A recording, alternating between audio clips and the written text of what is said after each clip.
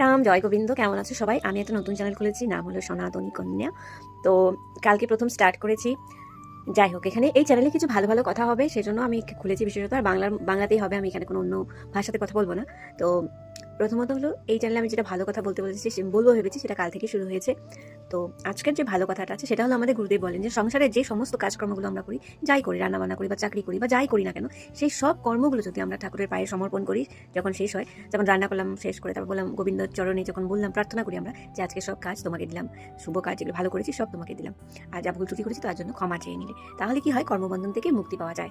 তো আমরা যখন সংসারের কাজকর্মগুলো করি, সেই সেবাগুলো যেন গোবিন্দের সেবা ভেবেই করি, সেভাবে যদি কাজ করি, তবে আমরা কর্মবন্ধন থেকে মুক্ত হয়ে যাব, আর আমাদের কোনো কর্মবন্ধন থাকবে না। কারণ যাদের মুক্তি চাই, তাদের তো সবকিছু থেকে মুক্ত হতে হবে, তাই না? তাই এরকমভাবে কর্মবন্ধন থেকে মুক্ত হওয়া যায়।